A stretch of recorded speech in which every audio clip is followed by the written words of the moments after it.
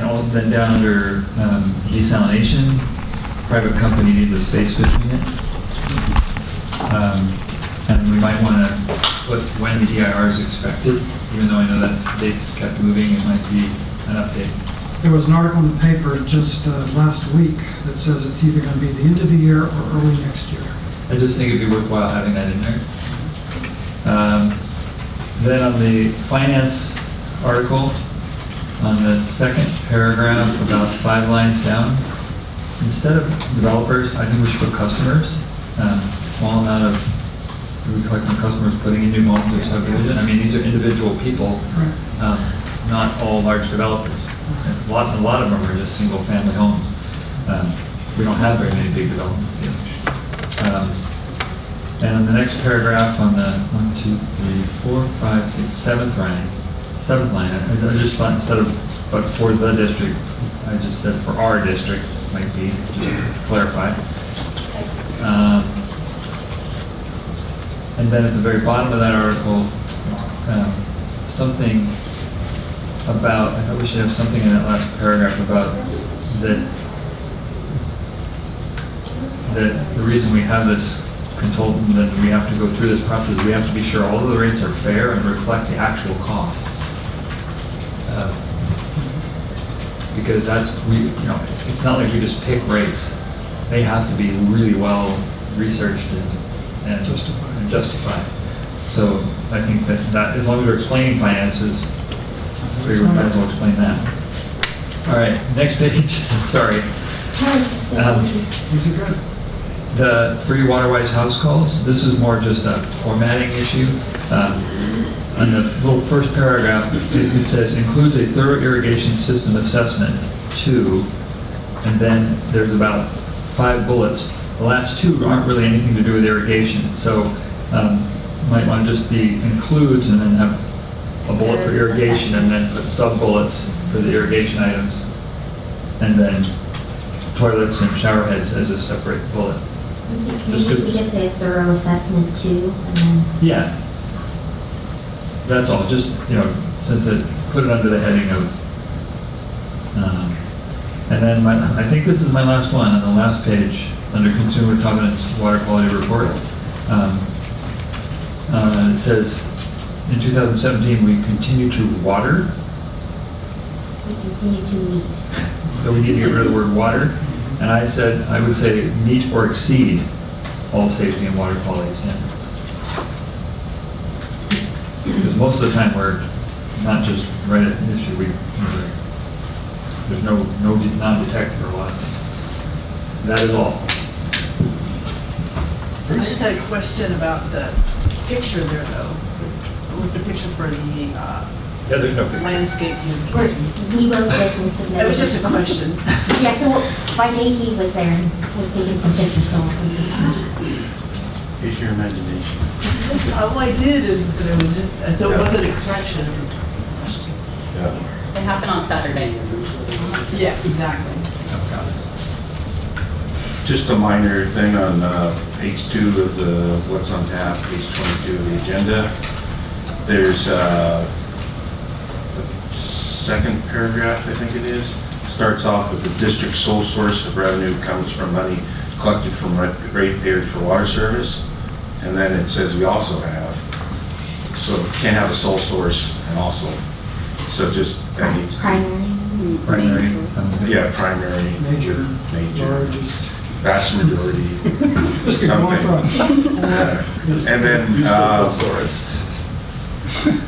And then kind of along those same lines, it's a little awkward down in the paragraph below, it says, but for the district, money collected almost entirely from water rates is what enabled us to provide reliable.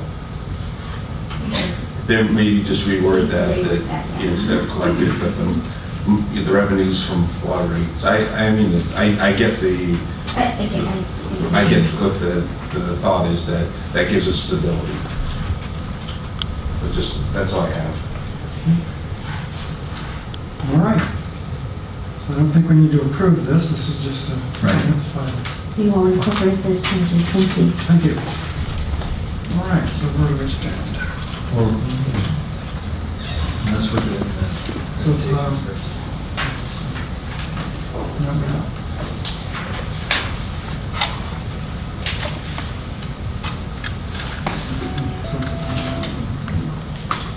Oral communications, right. So this is the time for us to address us on any item not on tonight's agenda. So if you wish to speak to us about something, this is the time.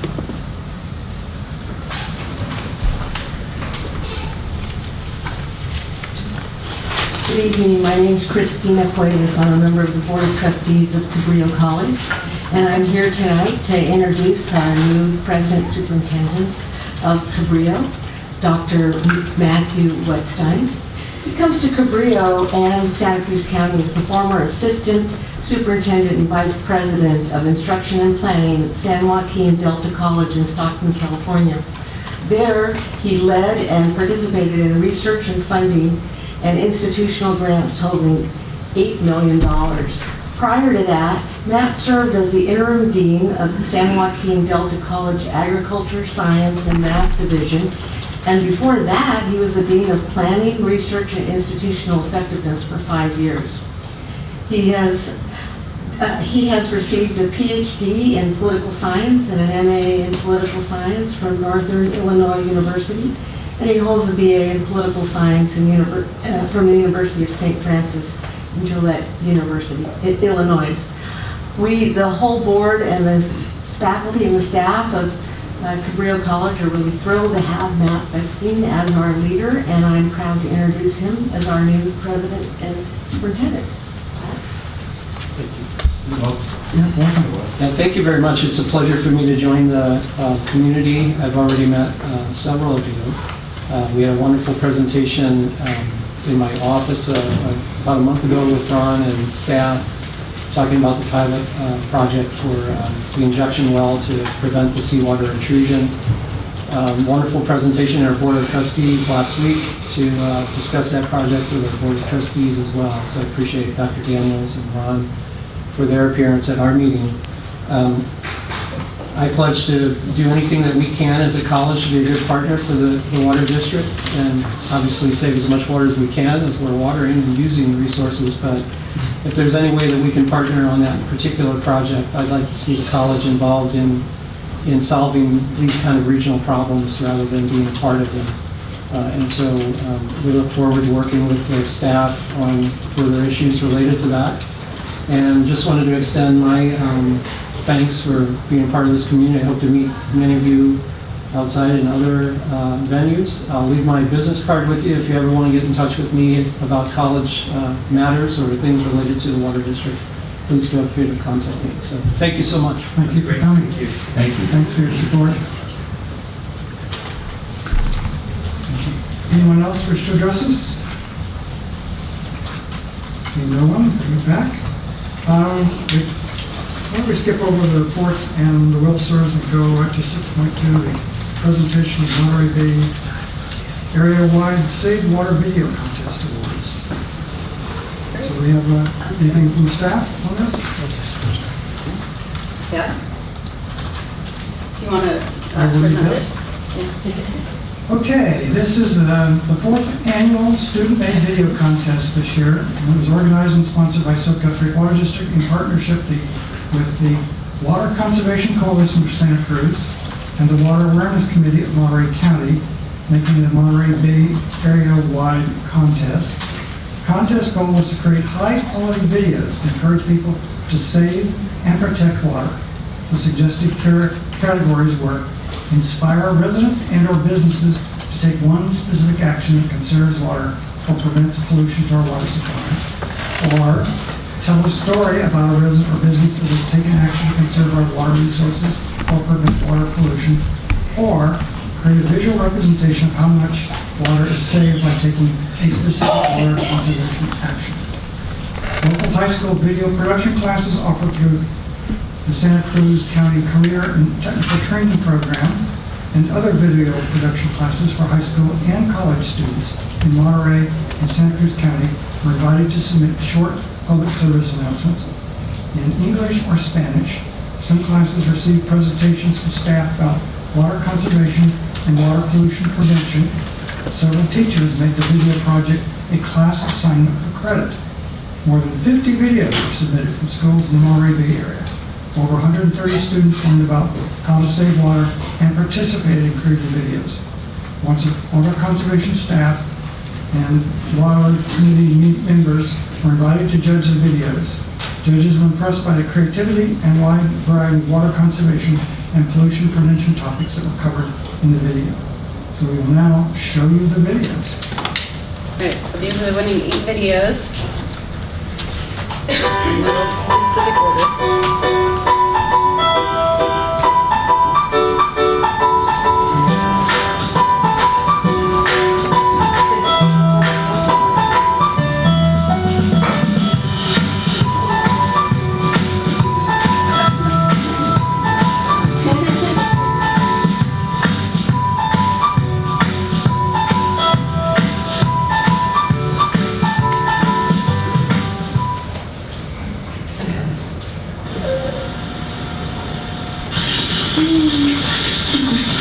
Stop.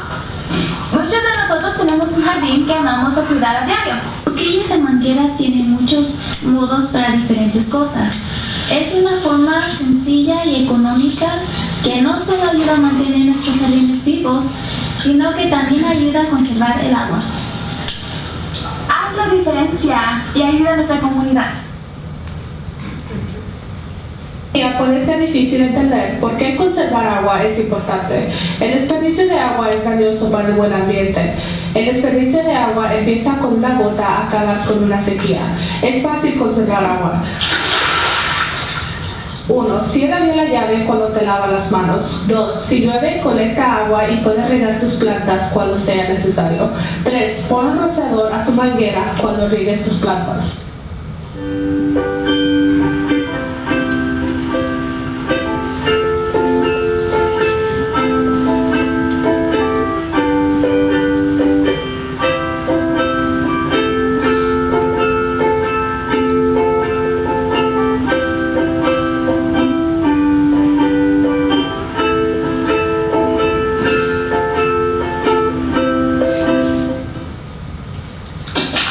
To me, as a water flow expert, takes to the sea, will be living in the desert. Shorter showers, that's the way to go.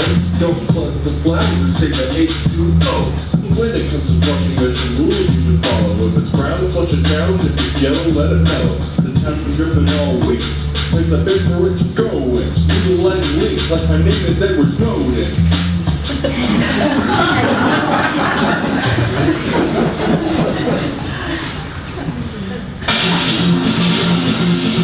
In a 15-minute shower with a high-pressure shower head, you can use up to 37.5 gallons of water. If you buy a 5-minute shower timer and switch to a low-pressure shower head, you can save up to 30 gallons of water per shower.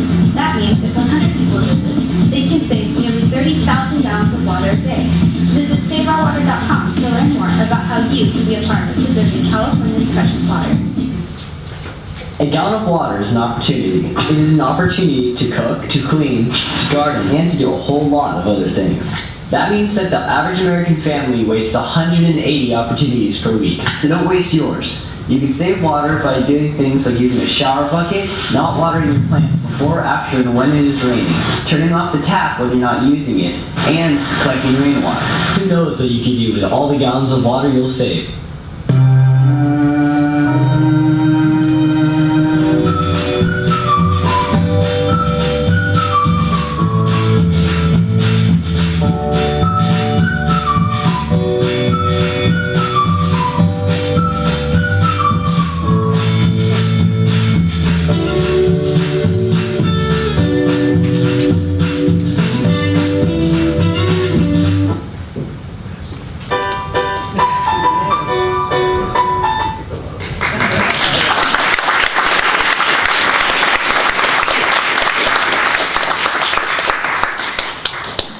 Okay, we're now going to present the awards to the students. The winning videos and awards were chosen for their video quality, entertainment value, and ability to educate the viewer about saving water. The top 6 winning teams share $500 for each team. Wasting Water Drives Me Crazy by Katie Small from Cabrillo College. Conservamos Agua by Udalis Dominguez, Lucio Morales from Aptos High School, Conservando Agua by Trina Dying and Carmen Garcia from Aptos High School. Easy Ways to Save Water by Matthew Biu from Aptos High School. Water Rap by Jackson Moore from Cabrillo College. Conserve Tons of Water with a Simple Trick by Ben Hablett, Emily Carrillo, and Jordan Broxton from Aptos High School.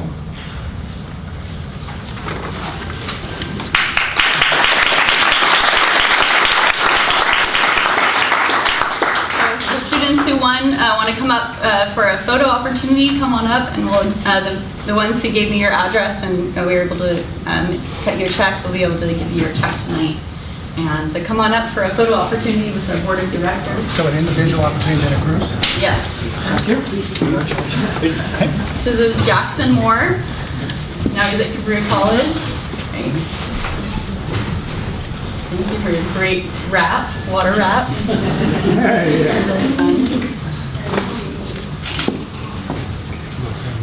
There we go. Yeah, congratulations.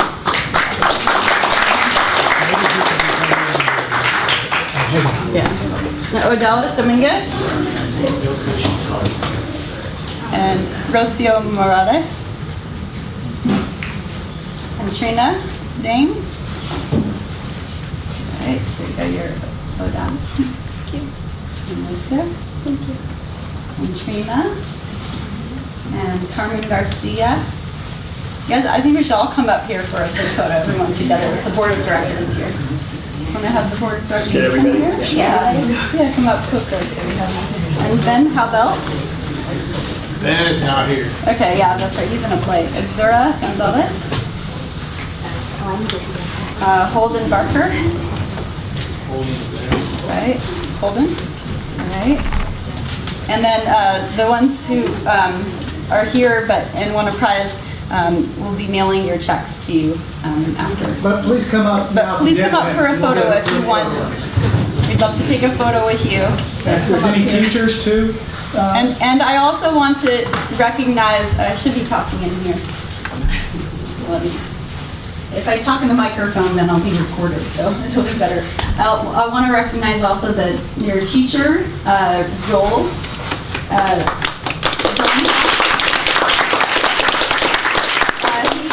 His class has submitted the most amount of videos, so I really appreciate your support of the contest. And come up too, you're in the movies, yeah. Come on up. And then, Those are the two dogs. are there any other teachers are there any other teachers here? I don't recognize you by your face. So. Okay, no. All right, well, thank you to all the teachers who supported the contest as well. All right, let's take a photo together. Please, just a little bit. Can we all fit in there? That's good. All right, congratulations, everybody. All right, lots of cameras. You guys here made it tonight. Good job. Thank you.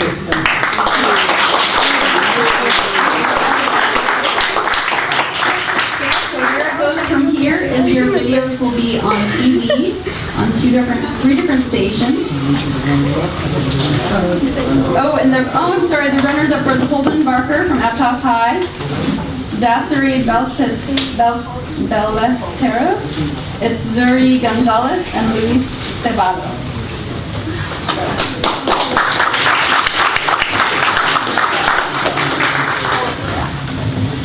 So after this, your videos will be on TV, and they're going in on KSBW, KION, and the Community Television of Santa Cruz County. And they'll also be on our websites. And the Water Conservation Coalition and the Monterey County Water Awareness Committee represent agencies from water agencies all over Santa Cruz County, as well as Monterey County. And so all of the people who voted were all water conservation specialists and water managers who are involved in the water conservation outreach for their agencies. So they really appreciated your really fine work. And it was really hard to only choose 8 because there's some really great ones from your classmates. So I hope that they feel appreciated too. But you guys did a really great job. The videos will be shown at 3 of the movie theaters as well. Oh yes, and they'll be shown at 3 movie theaters, the Cinema 9 downtown, Riverfront Theater, and one other one. On the paper. It's on the paper. Oh yeah, the Green Valley Cinema in Watsonville. Yeah, so good job everybody, you did a great job. Meet outside for a photo with everybody, okay? You don't have to stay for the whole meeting. It's okay. Everyone gets out of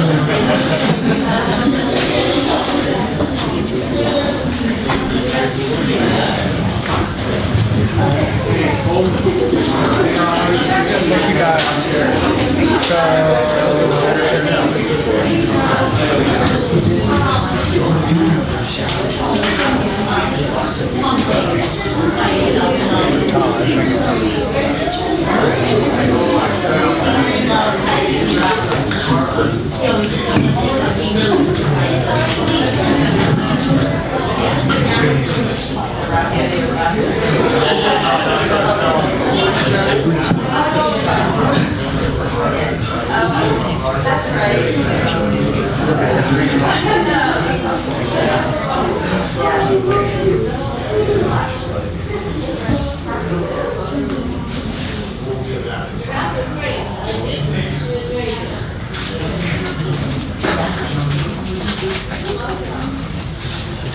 Okay, let's go back to 5.1. Board calendar.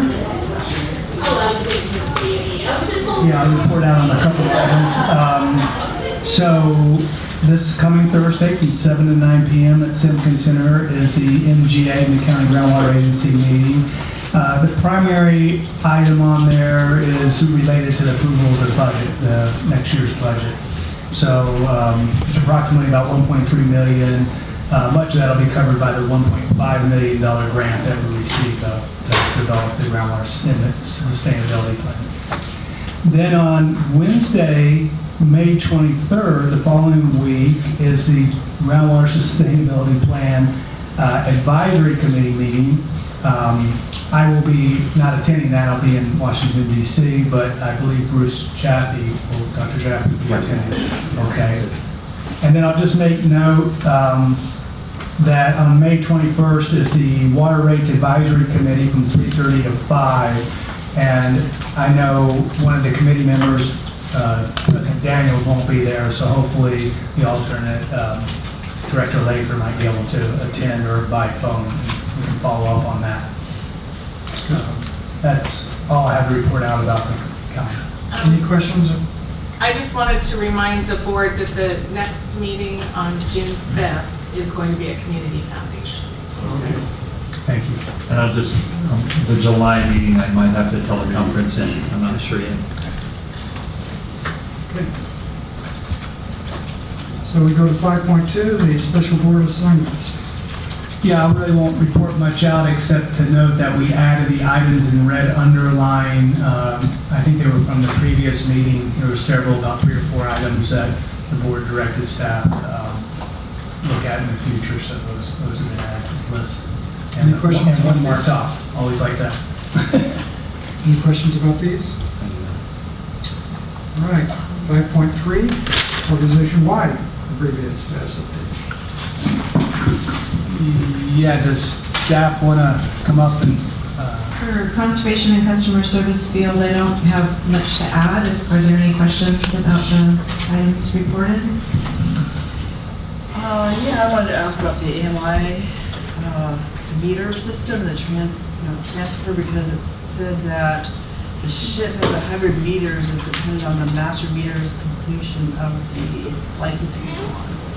So is that going? It's going. They're probably about a week out from finishing the radio frequency propagation study that has to be completed before they can apply for the licensing through the Federal Communications Commission, and that's only supposed to take about a month. And so we're we're pushing them. I think they are a little short-staffed, but we are pushing them to expedite our project. So we'll keep pushing and, yeah, not let it. Can you take them and install them without activating them? You can install them and read them as drive-by automated meter reading systems without the collector stations in place. So we can, but they have to be programmed before they can be shipped from the factory, and they can't be programmed and shipped until they're licensed. And so we have our order in, and we're waiting on the propagation study and the licensing, and then they'll ship those. And we'll likely read them in the drive-by mode until we can get the collector station placed for that area. Okay. Yeah, I just wanted a rough idea of what that meant, actually. And we'll be bringing that item back. We're shooting for the first meeting in June to bring it back as potential offset generating project under the water demand offset program. And then along with that, there will probably be an update of where things are and our plans for moving forward. I had a question about what it meant, the third bullet down on the 30-day notice to the city and county, city of Capitola and county about conclusion of the retrofit. What did that mean? We've been enforcing the City of Capitola's ordinance and the County of Santa Cruz's ordinance that require fixtures to meet minimum efficiency standards anytime a property is sold. And because we've been doing that program for so long, we've achieved so many of the retrofits. We were seeing very few homes or properties that were not in compliance, and it takes a significant amount of staff time to administer that program. So we came to you last month and said, we think we've worked ourselves out of this job, basically, and you agreed. And so we, because those local agencies have ordinances on the books, we've given them a formal notice that we're terminating the program, and so they've been working on what they're going to do instead. And in fact, the City of Capitola just had a meeting last week to revise their ordinance to basically say that the program will not be continued within the areas of the city served by Soquel Creek Water District. They'll continue to do it for the 10% of their area that's served by the City of Santa Cruz for a couple more years.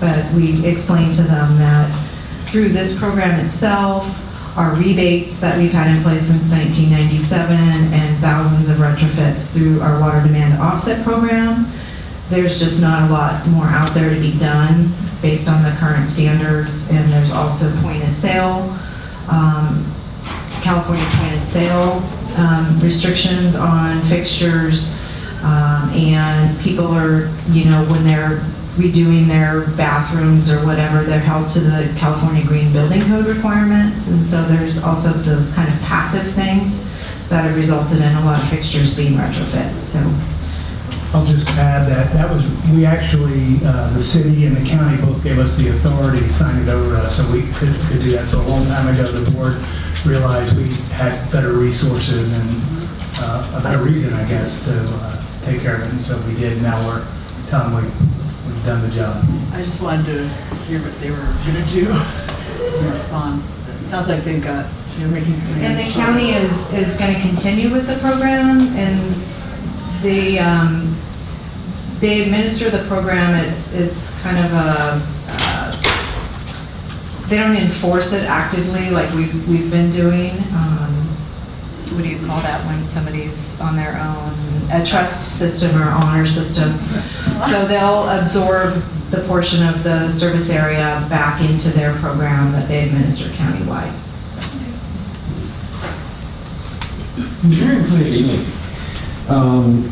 The first bullet is something I want to expand on, that we are wrapping up the bench scale testing for the water purchase between Santa Cruz Water Department and us. Preliminary results are promising, but we're waiting for the final weeks of data to come in, and we've scheduled a presentation to the board on July 17th. So we can look forward to getting that final report and presentation. Any follow-up questions on that, I can answer them. Also, we did put the Cornwall tank back in service, so it's fully functioning and providing fire protection, etc., to our Sudbury 1. Ready for summer. And then I think I'll cover one item for O&M. Unfortunately, last week we did discover that our Main Street well, which is one of our main producers in Sudbury 1, likely has another hole in the well casing. We discovered we lost 30 feet of gravel pack, and it ended up going through the pump and into the reaction tank. So it is offline now. We'll be pulling the pump and doing a video to see what we have to do. If you recall, a couple years ago, we did do a whole rehab on that well and had a hole, and we patched it in 2 locations, and likely to be another problem. This is one of those wells where it's a hybrid of plain carbon steel and stainless steel, and so obviously the non-stainless steel does not last as long as stainless steel. So we will be assessing that and coming back to the board. Now, this is unfortunately not included in the budget, but we would come to you for OCR to address that in a timely manner. We're going into peak season, and we'll do what we can, but we'll keep you informed. Thank you. Any other questions? Questions? Good. Thank you. Thank you. Finance. Special projects. Oh, sorry, special projects. Sorry. I just wanted to report on 2 things, and then if you have questions.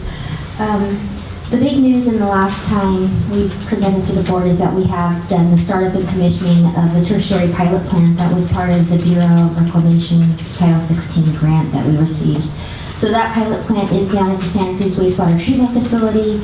Carollo engineers, the City of Santa Cruz Public Works staff, and Eileen, who is our assistant engineer, have been working on getting that started. It's kind of a soft start. In the last 2 weeks, we've just been connecting it, getting it to the source water, doing some troubleshooting, setting up all of the SCADA and telemetry so that we can do kind of remote monitoring of it, as well as we have daily field checks on it. That pilot plant effort was based on some recommendations that came out of the National Water Research Institute's recommendations when that panel recognized that the source water, which is the City of Santa Cruz's wastewater treatment plant, is a trickling filter system. So to get more information and understand the type of design criteria for the MFUF system, they did suggest that we do the pilot testing. So we have a pilot unit. It has 3 different skids on there. 2 are ultrafiltration, and 1 is a ceramic system. We'll be running that for 12 weeks. Once we finish getting the startup complete, and we'll be putting out a press release letting the public know. The City of Santa Cruz has been great to work with in terms of helping us troubleshoot and just kind of collaborating on the project together. And so they are interested, just as we are, is to get some education and outreach on it. The second item is obviously the environmental impact report, which we've been working on for the last 2 years. We're going through the review of the second admin draft, and we are looking towards the release of that public document at the end of June. No date set. Yeah, so the tertiary treatment pilot plant project, they're going to be analyzing for, I'm assuming, multiple different things over the course of the whole 12-week period, and then kind of comparing the different treatments to see what's most effective and what kind of other issues we need to deal with. Mm-hmm. What we're looking at for a lot of the purification facilities, what they say is, you can do a lot of it based on no knowledge of the water quality, except for the component of source water. Everybody's source water is different, Santa Cruz's wastewater treatment plant. The technology is different, and the kind of effluent that they get is different compared to like Southern California. So this is the kind of the missing component in terms of some of the design. We're really trying to get it based on not looking at other design criteria and then plopping it in and going, this is about the best guess, versus where we can do some refinement. So they're doing a lot of source water characterization as well as So the effluent from secondary will be the influent for this. Right. Okay, good. And because one of our options with the Pure Water Soquel project is to do tertiary there at the plant, it is something that they're interested, because we can split or bifurcate that treatment plant to be a full purification, where on one satellite site we have MF, UF, ROU, VAOP, the whole treatment train, or we could just do the tertiary, which is the MF portion, and then the ROU, VAOP, either at West Annex or Chanticleer. Okay. Anything else? Thank you. Thank you. Finance, do we have anything to say about that? Yeah, I'll just mention, Leslie's not able to join us tonight, but there is a board workshop scheduled for June 19th. It's not shown on the calendar. Karen, is that going to be an earlier meeting like we? It starts at 5. Starts from at 5 to 5. 6. So we'll get that noted. That'd be Raftellus coming back and continuing on with that process. And also, in conjunction with that, there's several water rates advisory committee meetings that have been scheduled in May, June, July. So those of you on that have probably received an email. And then, as clockwork is, the auditors are in our office, are getting ready to assume here to do the interim annual audit. Questions? This is budget at 5 p.m. 5 to 6, it says. Human Resources. Good evening. I wanted to say thanks to Carla and to those of you who weren't able to make it to our employee breakfast that we had on Friday morning. It really is always a fun event when we get together. There was some fun and games to be had in the morning, and it really is an opportunity for us to celebrate the great work that our staff does, especially in line with the Public Service Employees Recognition Week that officially took place last week. So we did have a number of activities, and we always love when the board shows up and gives their thanks too, so thanks. I also want to, for the board as well as those folks watching at home, to make that formal announcement that we do currently have a recruitment that's posted on our website. We are seeking a construction and maintenance worker 1-2. And so if anyone's interested in that, please take a look at our website, and the application deadline closes on May 28th. Thank you. Questions? Okay, General Manager. Yeah, so I'm just going to reiterate what's up there, because I think it's important. So the Public Policy Institute of California, PPIC, came out with a report along the lines, something we're doing, of course, it's a much grander scale, and that's replenishing groundwater in the San Joaquin Valley. You know, they have huge, they're also a critically overdrafted basin like us.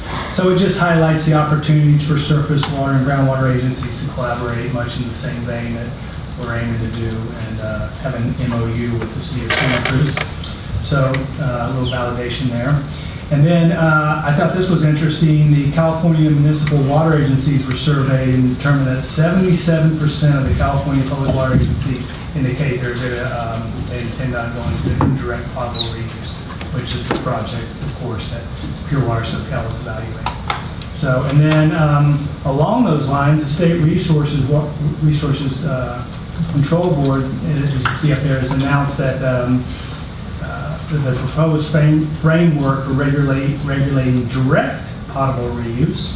So this is purifying the water and putting it directly back into the pipe, opposed to what we plan to do, purify it and then they create a seawater barrier.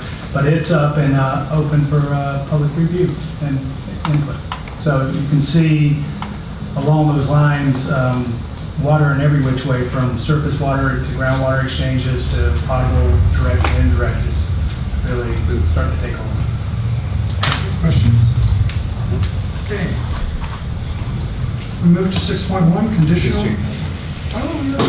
District Council.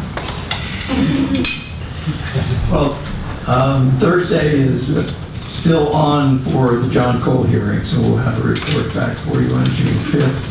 We won't get a tentative ruling until tomorrow afternoon at 3, so we'll have an idea of where the judge is going at that point. And then the hearing is on Thursday morning at 8:30. The other thing is that I attended Aqua on Wednesday of last week. The one in the afternoon was a lot about the state water resources, new regulations on conservation and the conflicts going over those, most of which you're already incorporating, so it doesn't really make too much difference. But the morning was interesting, which was a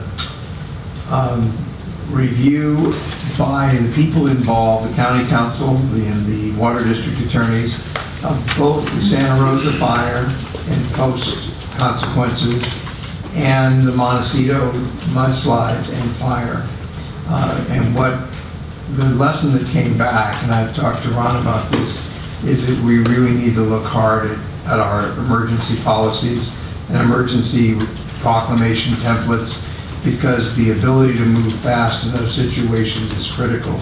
And you have to have some overriding things that the board would have to adopt so that you could do that and move that way. But they thought that was the biggest lesson they learned, because they didn't have all those things in place, and it caused a lot of delay and problems. So it was worthwhile. So I think that's a good thing for us to do in the future. Yeah, we started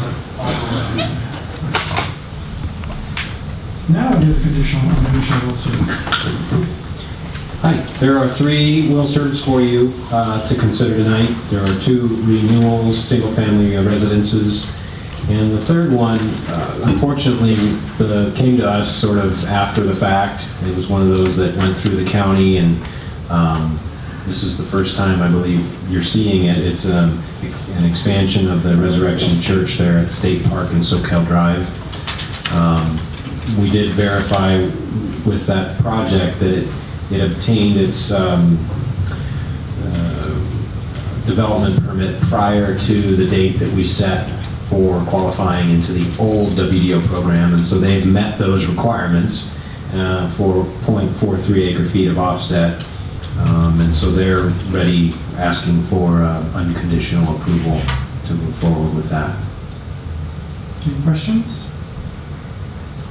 Yeah. So the policy on renewals, is it unlimited number of renewals, or how No, long? one renewal. One renewal. 1 2-year renewal. Yeah, okay. That's correct. All right. Anyone in the audience wish to address us on this item? I'll move approval of the free. I'll second. We have a motion, a second. Roll call, please. Director Lather? Might not be there. Director Lather? Rochelle? Sounds like not. Sorry, I'm here. Okay. Okay. I thought to push the button. Yes. Director Lemieux? Yes. Director Jaffe? Yes. Director Christensen? Yes. President Daniels? No. So that passes. So we go on to 6.1, is that right? No. 3.8. Barry had 16. 6.3. 6.3. Yes, 6.3, because we did 6.2. Bond issues. Consider, support, and adoption of Resolution 1811, the 2 California water bond ballot measures. I'll go ahead and introduce this item just real quickly.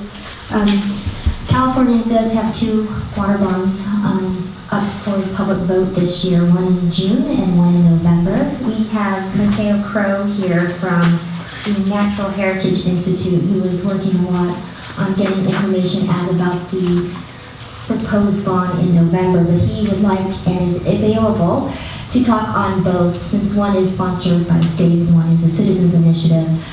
What we have for the board's consideration tonight is not just to listen and learn and answer questions from Mateo, as well as if the board would like to consider passing a resolution in support of those 2 bonds. Thank you guys for having me. As Melanie indicated, I am here working on the November water bond, which has now qualified, but I do a lot of work with Prop 68, and so I'm pretty familiar with that, so I can answer the questions on the content on that and in relation to our measure as well.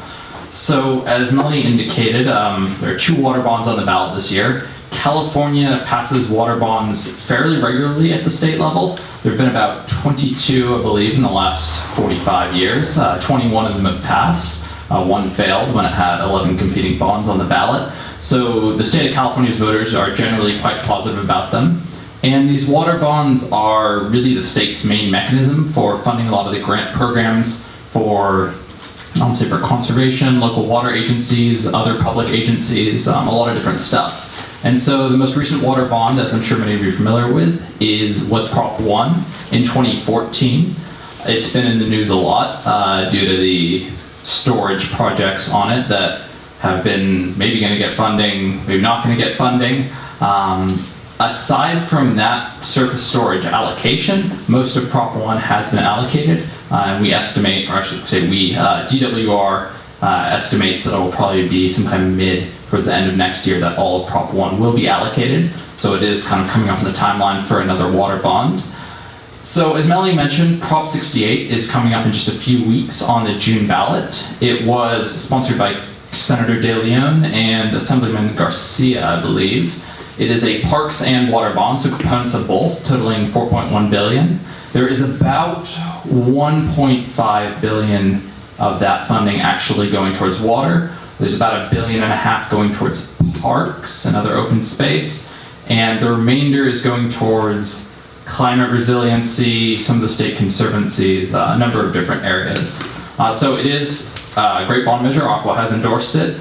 Our campaign obviously is not completely related to it. We do share some backers in the conservation community, but it is a separate measure. And the November water bond kind of came about actually because Prop 68 was developed as a parks and water bond, and water was a little bit thrown into it. I'm not going to say at the last minute, but it was definitely put in there by the acknowledgement of a lot of the Prop 68 people that, you know, water is popular among voters. Parks, just on the basis of the topic, isn't quite as much so. And so the $1.5 billion going towards water is about a third of that is flood control. $200 million is going to the Salton Sea. There's some funding for the conservancies. There's a little bit of funding, about $80 million, I believe, for groundwater. There's some funding for, a little bit of funding for stormwater, and I believe those are and safe drinking water, of course. $250 million is the other main component of that. So our bond, the November water bond, overlaps with that on a number of those areas. Our bill also includes Salton Sea funding, safe drinking water funding, flood control, stormwater, and groundwater, but often to a much larger degree because the November water bond is focused exclusively on water. So it was developed kind of with a broader coalition, I would say. So conservation, ag, water agencies, and the environmental justice community, I guess, as well. It was actually the first water bond that Aqua has endorsed before we qualified. But as I mentioned, we did get qualified with the Secretary of State on April 25th. So at this stage, we're just waiting to get our proposition number, which is going to happen on June 28th. And so the November water bond includes a lot of funding of interest to local water agencies. And I would argue, of course, I'm probably a little biased, but it is an improvement for smaller water districts on Prop 1, just in that a lot of the main storage projects related to Prop 1 had to have benefits to the Delta, which does not really benefit the Central Coast at all. And this is something, I'm from Monterey County, that I've run into quite a bit. And so this bond measure provides a lot more funding towards state grant programs, which are going to go towards smaller projects. So there's funding for wastewater recycling, stormwater, urban and agricultural water conservation, flood control, as I mentioned. And the big change from both Prop 68 and from Prop 1 is Sigma funding. So this bill includes $675 million for Sigma. Prop 1 included about 80 or 85 million, I believe. And actually the local agencies around here have done quite well on that. I believe you guys have gotten a grant. Pajaro Valley has gotten a grant contingent upon them failing with their alternative plan. Marina Coast got a grant. Salinas Valley got a grant. As I'm sure you guys know, this area, the Central Coast and the South San Joaquin are kind of the two serious overdraft areas. So this funding would go towards the development of groundwater strategies, towards recharge projects, feasibility studies, environmental compliance, basically all the elements that GSAs are pursuing. And as you guys know, SGMA was kind of put in as an unfunded mandate from the state. And so because it was passed in 2014, Prop 1 was able to get a little bit in there, but Prop 1 started being written about 2008 or so. So it was a little behind on that mark. So this will provide the first kind of big injection into that. And this is very popular among local agencies. Aqua has been a big supporter of this, and a lot of the GSAs that are on critically overdrafted or moderately overdrafted basins are a priority to receive that. Also basins that are facing saltwater intrusion. So I'd say the Mid-County GSA is very well poised to receive this kind of grant funding, especially given that they got grant funding from the past, much smaller pool. And DWR is, as far as I'm aware, going to try to spread that money out. So I am here because Aqua has endorsed our measure.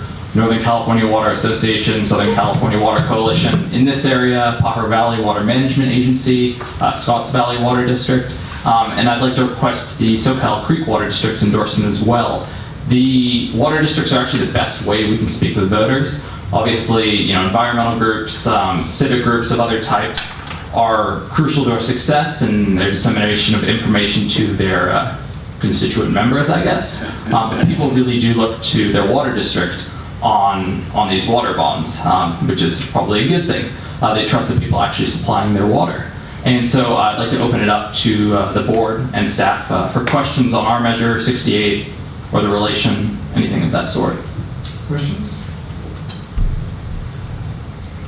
I'm actually wondering how this overlapped with Prop 1, actually. How this would what? How the November bond overlaps. So expanded funding for the SGMA indication, for sure. But. So this was done, it overlaps, I'd say, on a lot of the main water, what I call water supply programs. So, wastewater recycling was included in Prop 1, safe drinking water, stormwater, a lot of these programs that are popular with water agencies. The big difference, as I mentioned, the lack of surface storage funding. The other main difference is that this funding is not done through IRWM networks. So there is a $5 million grant in the bill to continue the IRWM program so that it continues to operate for the next number of years. But neither this bill nor 68 puts specific money towards IRWM. So that's the main couple of differences. And the canal improvements? Yeah. So as an alternative, I guess, to surface storage, we have infrastructure repair funding. So it's only about a third of what even the surface storage funding in Prop 1 was, but it would go towards canal improvements in the Central Valley and the flood spillway improvements on the Oroville Dam. So those are technically Oroville's state water project. The Frank Kern Canal is a federal project. Technically, the federal government is supposedly going to cover both of them. FEMA has now come out that they're not going to fund Oroville, it looks like. So this funding is actually not going to be enough. I think they're looking at closer to an $800 or $850 million bill.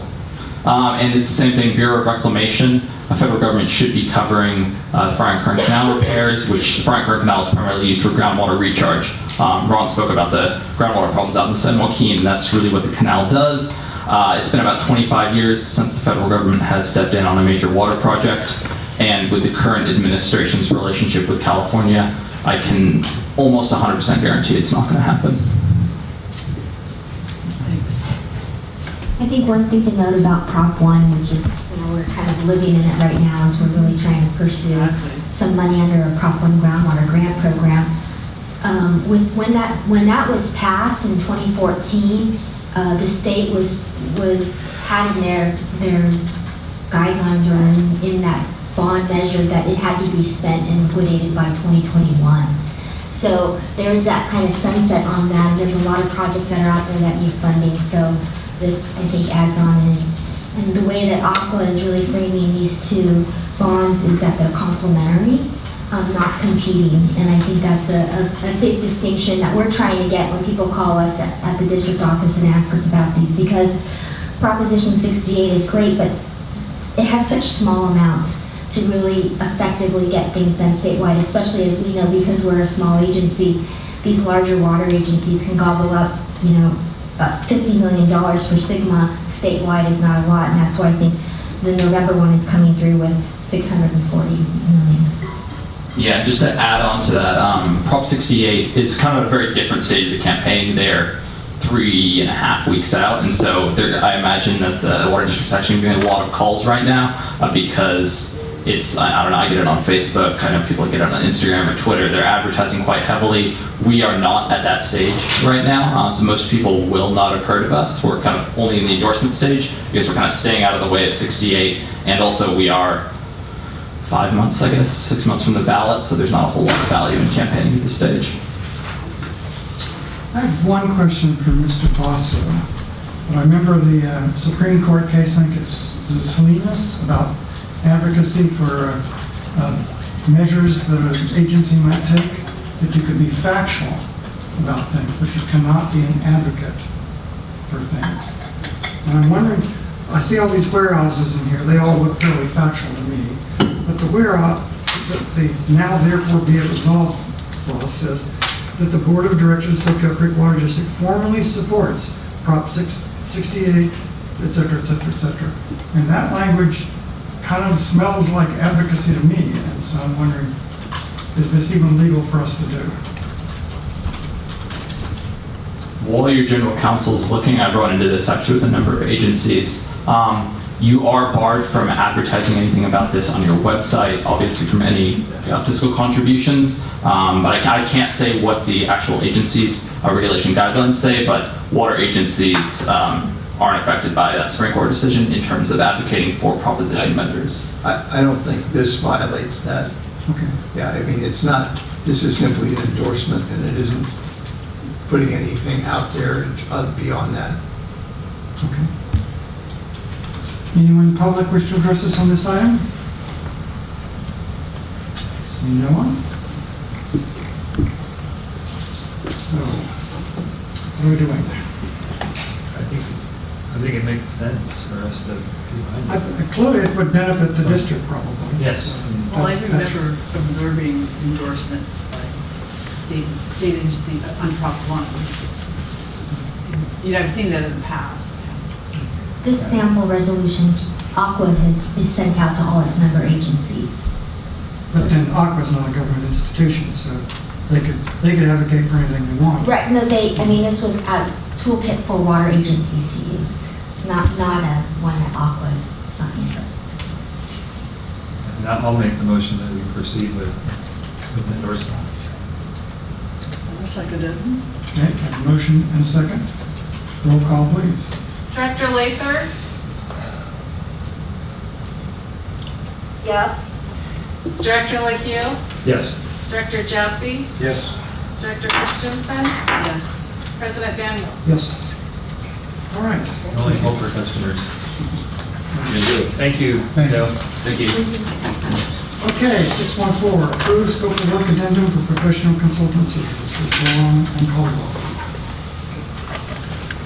Great, Sean, you can switch the presentation. That. Can I just have is that me?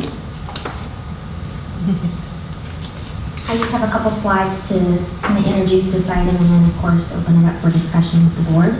But the item before us tonight is to do a scope amendment for Brown and Caldwell, who has been our technical advisor for the Pure Water Soquel project. Last month we came to the board to introduce that the scope with Brown and Caldwell be expanded to include efforts related to the community water plan.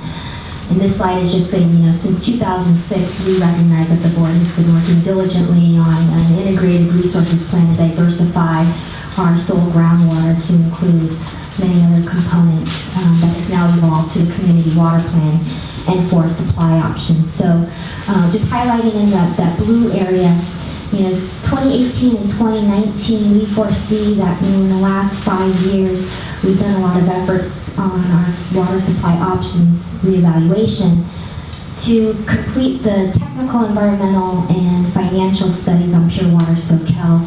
That's that's the, as you guys know, the district's lead agency project. All the other projects that we are considering, we aren't the lead agency on. So a lot of the efforts that we're working on right now will be culminating in these next 2 years.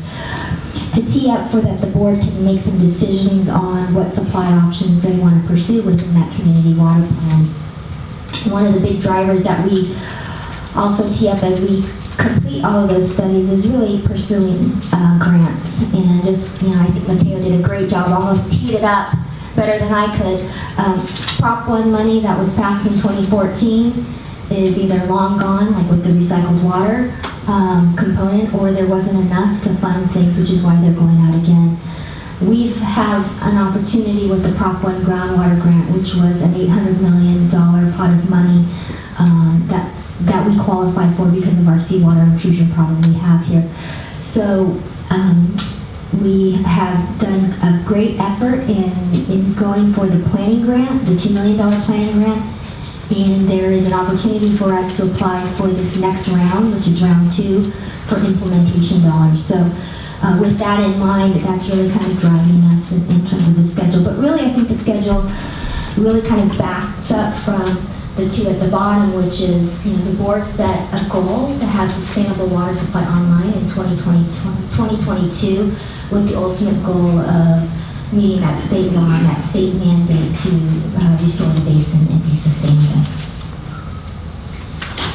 So in terms of the supplemental water supply options and what we're doing, they're all at different levels of evaluation, different phases of planning, different lead agencies, different studies. But all of them need to have some sort of information gathered that would support, the environmental efforts, the technical efforts, and the financial efforts. The environmental efforts have been underway for 2 years with ESA, and we are looking towards release of the draft EIR this summer. And the technical studies and the feasibility evaluation has gone on a very parallel track with the feasibility studies that we did with grant funding through the State Water Resources Control Board and the Bureau. Right now, the big push and the big emphasis is really to look deeper, look closer, and refine the financial aspects of the project.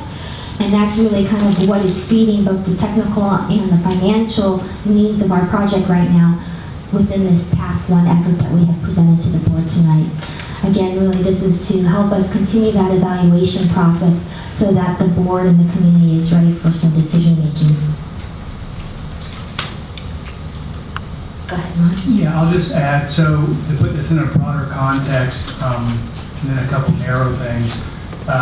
We brought, a month ago, at the board meeting, we brought this portion of this item to you, and you said, okay, do part A or part 1, but bring back a needs assessment for the rest of it. Well, this is the rest of it. The needs assessment's been conducted. We had one board member at least participate in that. As directed by the entire board. So we went and did that analysis, and now we're back saying, okay, this is what we need. And basically, we're juggling a lot of balls, and we're going to drop 1 or 2 if we don't get some additional support.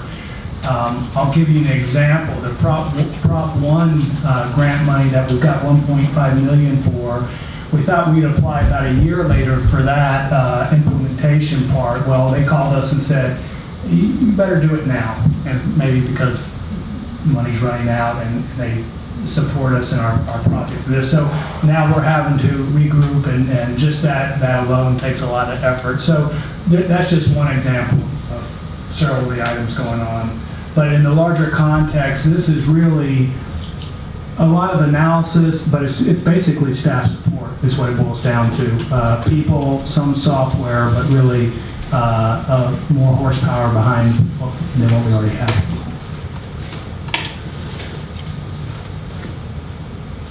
Under Task 1, what we foresee a lot of the efforts to include is, as cost assumptions. We have cost assumptions that were already placed in to the board-approved 10-year financial plan of 2015. Raftellus is updating that effort. They've asked for information from the water supply options, Pure Water Soquel, as well as stormwater capture, deep water decel, or any type of water transfer purchase that we assume may occur within the 10 years. So we'll be working on updating some of that information, not just to what we have currently some of the dollar amounts that we have were estimated back in 2015. Pure Water Soquel was done in 2017. For the 10-year finance plan, and really more importantly for us in terms of trying to chase some grant money, we're looking at projecting those costs out to the midpoint of construction so that we have the correct ask or the correct cost estimate of what we're looking for when we're requesting grant money. So near term, Leslie and Raftelis need some information on the community water plan components in the Pure Water Soquel project by September of 2018. And then there's several opportunities for us with the grant applications, and they're listed there on the screen. The Prop 1 grant, we would need this information by October. Title 16, which is the federal pot of money, that's always tied to the federal budget, but we're foreseeing the end of 2018. And then, of course, the WIFIA loan through the EPA and the SRF low interest loans, we will be looking towards getting those low interest loans to collaborate and complement any type of grant money we get. The task 2, like what Ron said, we did go back after we got direction from the board to do a needs assessment, and we conducted that on April 30th. The highlights from that, and I think the priority is we just really need to augment staff and have some support from a consultant to do some of the things that we need to do and we'd like to do. Again, we really feel that we've been doing a good job at monitoring and kind of keeping up to date with all of these community water plan supply options. But we need, and we think it's important to create the master schedule. More importantly, we need to really kind of track the progress and the development, because there are so many different items that are going in parallel. They have different timing elements, different reliability, different source waters, different volumes of water supply that would be available to the district. And that all equates to time, money, and cost. And then, of course, with that planning grant that we received through Prop 1, we are required to monitor and track, and that's a $2 million grant. So there are a lot of requirements that we need to meet and support with documentation that we just are very limited on. And then, of course, I think for all of us, this type of lift for a project of our size at this point, we should establish some good quality control measures in our documentation to make sure that we can perform our tasks accurately and currently, especially with all these balls that Ron mentioned. I just have one slide here. What we're looking at for right now, What we're looking at right now with this scope amendment is just to help the district in terms of some program support and staff augmentation through next year. Obviously, the lift for project management and program management is technically anywhere between 10 and 28% of a total project cost. So as you can see, the city of Santa Cruz just in 2017, they realized that they had a $200 million CIP project. They hired HDR, which is a engineering firm, to help them with program management. In February, they brought to their water commission 3 service orders, which totaled $3.2 million. This was in addition to another $500,000 that they had already approved for staff augmentation. The slide on the bottom does illustrate kind of what they are looking at in terms of their program management for their efforts, and they have a lot of the same things that we're looking at creation of annual budgets, creation of a schedule, looking at asset management, developing document and contract management with GIS support, decision making, risk, invoicing, and project performance and reporting. Why this was important to the city? I think are the same exact things that are important to us, and I think they support what we've heard from our board is, the challenges that we have is timing of cash flow. We're a small agency where these projects and programs are going to come up in tandem with Taj's engineering CIP program, and it is important for us so that Leslie can plan correctly. There are implications to financing, especially with our grants and loans, and there is decisions that we could include within this that would be delivery model options or delivery methods. So this is something that we're looking at doing just for this next 2 years. If the board were to go forward with a component full-fledged in terms of implementation, we are looking at project management costs would be around $15 million. And that's already been planned for when we talk about the Pure Water Soquel project being $70 million. That includes $15 million in engineering, project management, construction management, and design. So, in summary, I think I've already hit on a lot of these things, but the work that we're asking Brown and Caldwell to do will help us support the financial analysis that are needed right now. They're going to help augment the staff so that we can continue to move forward with what's important to the board in terms of identifying that goal of trying to achieve a water supply project to be online in 2022. And we're in a nice position with the Prop 1 planning grant in that these are tasks that we've identified in our scope that's with that grant. So half of it will be funded through grant funding.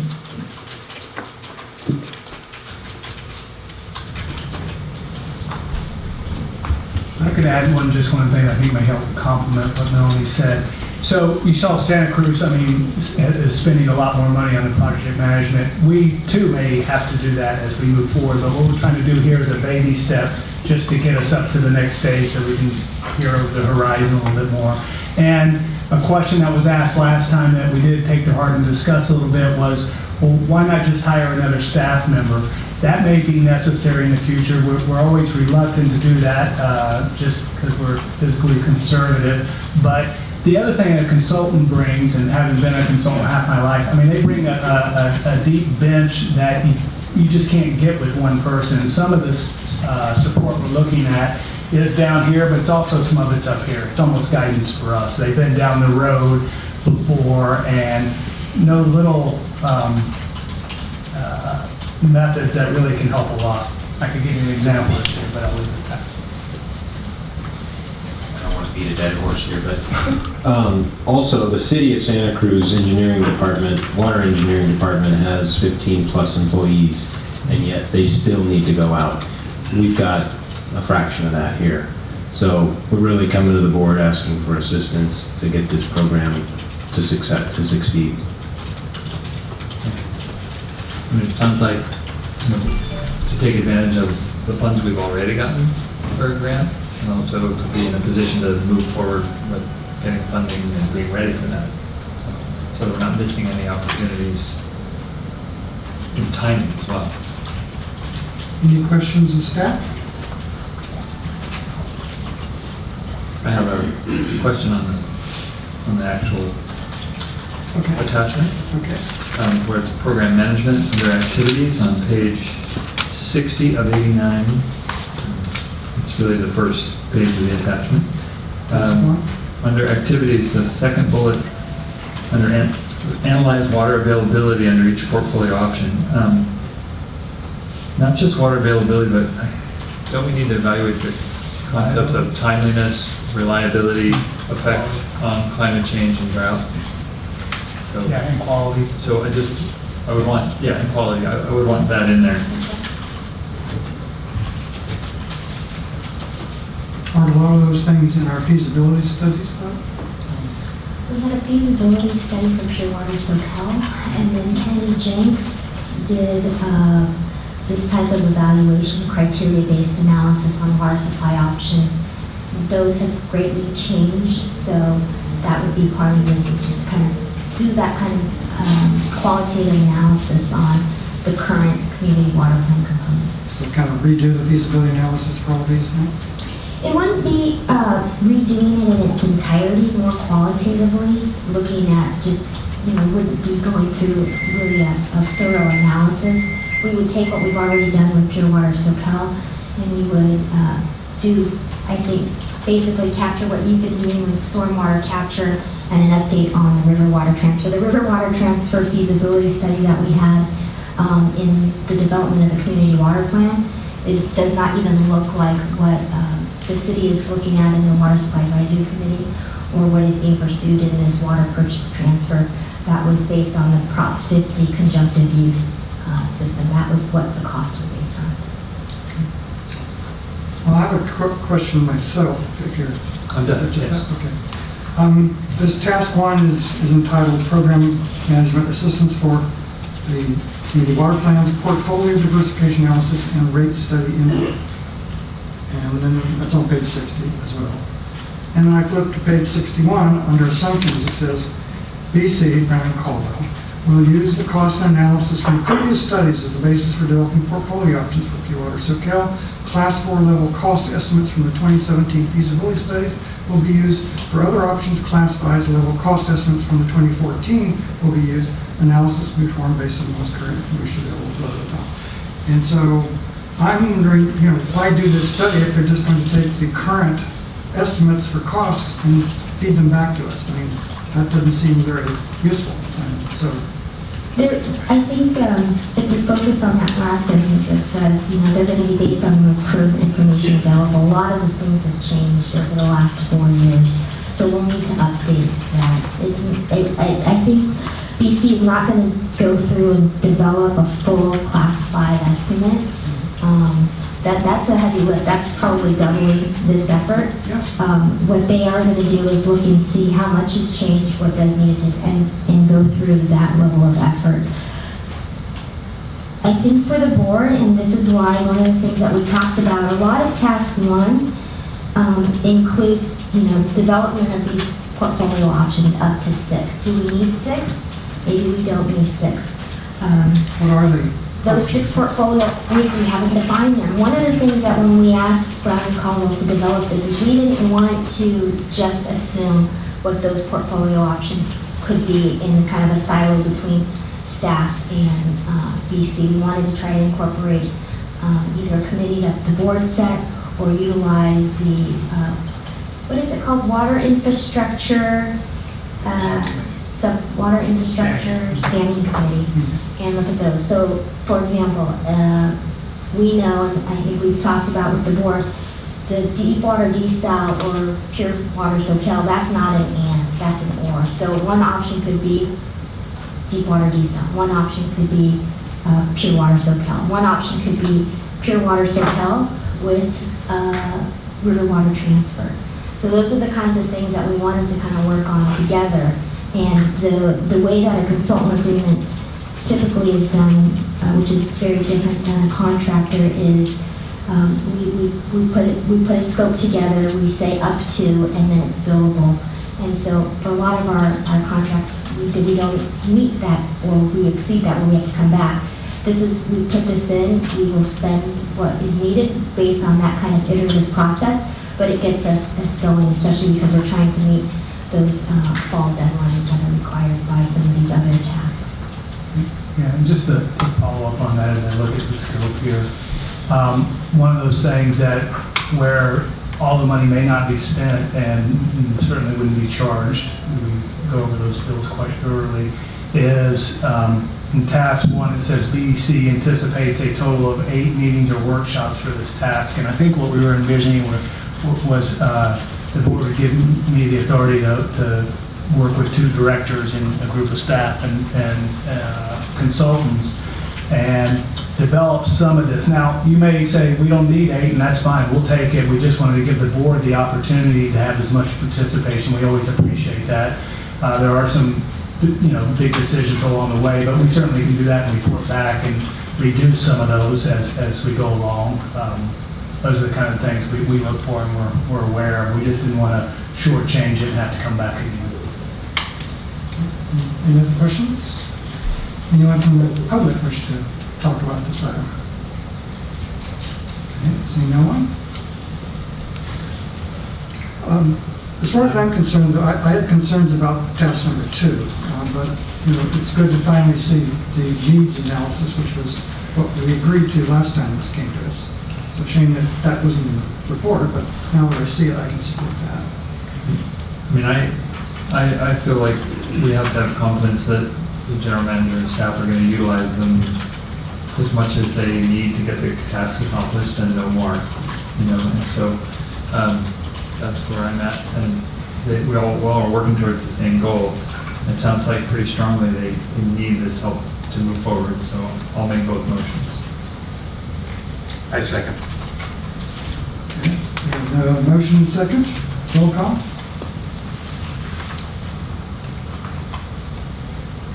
Director Lather?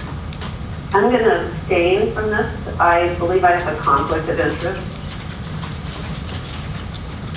Director LaHue, Yes. Director Jaffe, Yes. Director Christensen, Yes. and President Daniels. I just can't support it. I have to vote no. But it passes. Thank you. All right, so I think we move on next to 6.5. Consideration approval for the district to join other organizations. Yes.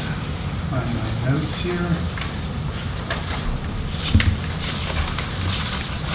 Yeah, so, the district already belongs to several professional organizations. I mean, Aqua alone is like $22,000, $25,000, something like that, dollars per year. But it does provide a lot of value. We were just up there last week, I believe, meeting, attending the conferences. Legal counsel reported out. We met with the Bureau of Reclamation and whatnot. So there's a list of those agencies that help with water and what I like to say administration, such as California Special District Association. But what we don't have on the list are more community-oriented organizations, and so you can actually go to the list. And because getting any kind of water, additional water supply is really, in some ways, involves different agencies within the community. I mean, certainly the business community has an interest from their point of view, whether it's a restaurant not having to cut back or somebody developing a house. Let's see, surf riders up there, they may be interested in the Pure Water Soquel project, since it diverts 25% of the secondary water, that 8 million gallons a day that now goes out to the ocean. So forming relationships with these agencies, joining their membership, potentially might have value to the district. I know I attend already some of the chamber meetings, and I pay a little bit extra, so I think it's just $5 per meeting because we're not members, and they're asking, they already let me usually present on what's important in the world of water, but they would like us to join, show support for their efforts. So that's it in a nutshell. And what the motion really is about is to give permission to direct staff to budget for joining these organizations. I think the total is right around $7,000 or $8,000, $7,295. But then to not just wholesalely join all these agencies, but direct the general manager to work with the board president and vice president to then, as I meet with these different agencies, see if the value is truly there. We give a couple line items to what the potential value is. So we think it would be valuable to the district and our customers, and help us to further attainment of a supplemental water supply. Any questions of staff? So this is new concept for me. So why is it necessary to join an agency to interact with them? I'm not an agency, an organization. Yeah, it's not absolutely necessary. I mean, we go and talk to most of these agencies, our organizations, I should say, already. I think it shows a little bit more of a relationship level. It's another level, I guess is the way I would put it, versus me just attending their meetings. And they go, well, the district's not really in it, but the general manager cares about it. And then we wanted to balance it with some of the environmental organizations against kind of the business side, because on the flip side, we're environmental storage too. And one is Coastal Watershed Council. Director Daniels actually asked about that one, and I thought maybe that one should be removed. And I thought, well, if we're looking at river water, they may play a role. They may not, because they're really focused on the downstream portion of the San Lorenzo. So I'm not sure. First local or local first? I said, why is that on the list? And Melanie said, well, they're all about local, we're local water. That may be a little bit more of a reach, but I didn't scratch it off the list because of that. But it's really to forge a little bit stronger relationships. Any other questions? I would just add, there are a couple organizations that have events, and if you're a member, you can throw those events, and if you're not a member, you can't. We would love to have some events where people come and have their meetings within our learning center. Yeah, and we invite, and on the flip, we invite people to come, and if we're members, then they're more likely to come. It's always nice, that synergy. A couple of the agencies have been, but they've come anyway. I'm not sure how much longer we can continue to do that in some situations. Anything else? Well, how would you go about it? You're gonna, this is a proposed list and then you're gonna reevaluate it, or? Well, what I envision, and certainly open to, we're open to suggestions, but the overriding concept that is that, you know, it's a way to foster stronger community stakeholdership and relationships. But I would probably meet with each organization, say, hey, we're interested in this. Do you think it's of value? And then report back to the board president and vice president, give my assessment, and see how that synergy, energy fits, and whether we think it's worthwhile to our customers to join. I also think can you guys hear me? Yes. It's really good to network and to find out what's going on in the community and present our own side of whatever the issues are in a way that's networking rather than sending out flyers. I think it's a great idea. Yeah, and let me add to that. Thank you, Director Laker.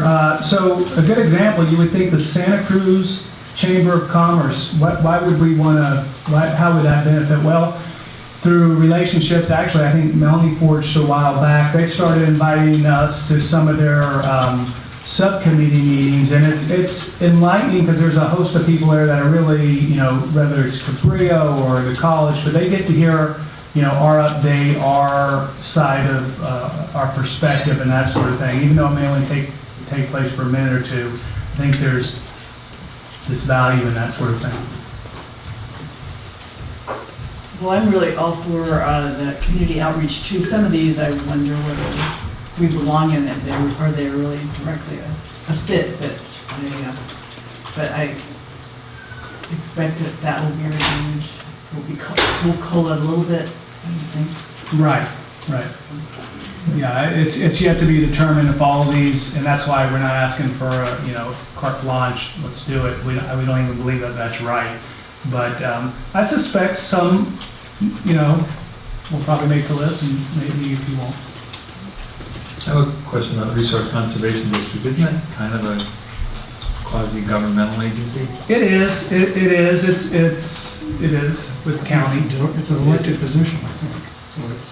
They're funded, but they call those donations. Pardon? They call them donations versus membership. So if we wanted to donate. Yeah. I think the members are appointed by the county. So that may not work. That's what I'm wondering. Yeah, it may not work. Yeah, that may. I'm not sure that one fits. They are interested. I think that environmental protection. That's why that one was on the list. Understood their focus, but yeah. So it's not a lot of money that we're talking about here. So I would support it with the acid test of only being a member if there's a benefit that we would reap that we can't get with not being a member.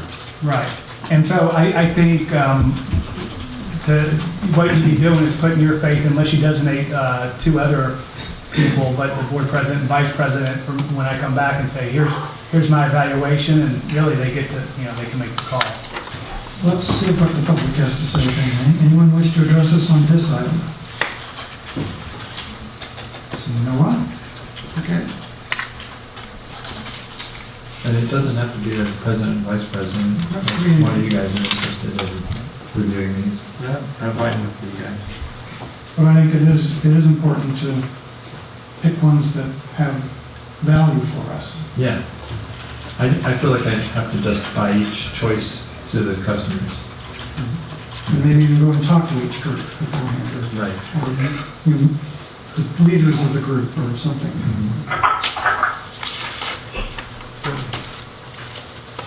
So given that, and that the motion one is Yeah, General, I'll make a motion to approve this.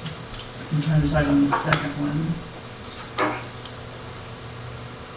Well, I'll go for the second one too, and make a motion for 1 and 2. 1 and 2, okay. I'll second. Okay, we have a motion and a second for, well, actually both motions, first and second. Roll call, please. Director Lather, Yes? Director LeHue, Yes. Director Jaffe, Yes. Director Christensen, Yes. and President Daniels. Yes. Okay, item 6.6, resolution to consolidate the election. Yeah, this is just an item really to save our ratepayers money where you piggyback on the November election versus doing a solitary election. So it seems to make sense. You've done in the past. And I'd just like to give a nod to Karen. She actually wrote this memo. I came in one day and I was going to write it and there it was in my box. So thank you, Karen, for doing it. This is, As always. this is, yes, thank you, Karen. And this is one of those things that we've done every time. Yeah, historically, This is kind of standard makes operating sense. procedure. As long as I've been on the board. Yeah. And the chances of a tie are so low. Yes, to spend the money if it did happen. Runoff elections are super expensive. Yes. Well, I'll make the motion. Public comment. Oh, yes, public comment. No one? Okay. I'll second. All right, motion second, roll call, please. Director Lather, Yes? Director LeHue, Yes. Director Jaffe, Yes. Director Christensen, and Yes. President Daniels. Yes. We go on to item 6.7, water demand offset program, new applicant offset generating project proposal. Ms. Abby, our staff analyst, is going to be giving a summary on this, and we have a lot of members of Interlight Church here tonight, as well as Oakmont Senior Living, and they plan to come up and talk as well. Thank you for your patience. Yes. Good evening, everybody. Tonight we have an applicant proposed offset generating project for the board's consideration. This application was submitted by Oakmont Senior Living, who's currently an escrow by Interlight Ministries Church on Soquel Drive and converted to a senior living facility with 85 living units. This project is currently number 35 on the wait list to purchase offsets with an offset requirement of 9.26 acre feet. There are currently 2 ways in which new development projects offset their demand. Half of their offset requirement, which would be 4.63 acre feet in this case, can be fulfilled by purchasing offset credits from the district at a cost of $55,000 per acre foot. These funds go towards long-term conservation projects. The other half of the offset requirement must be met either through residential toilet replacements or by an alternative project proposed by the applicant and approved by the board, which would save water at other places in the district. As is, Oakmont's proposed project would require 772 residential toilets to be replaced to meet 1/2 of their requirement. So instead of residential toilets, Oakmont is proposing an alternative project in which they replace older, less efficient toilets, faucets, and shower heads in hotel and condotel rooms in Seascape Resort with low flow, low water use fixtures. The commercial toilet replacements, they're essentially an extension of the existing WDO residential toilet replacement program, which we have right now, because they do replace 1.6 gallon per flush fixtures with an ultra high efficiency toilet. The exact fixtures which are being replaced are shown in the applicant's application as attachment 1, but there is a summary of the replacements in the first table on the memo. Each retrofit does go beyond the requirements for new construction, which is found in our water use efficiency requirements and the California Green Building Code.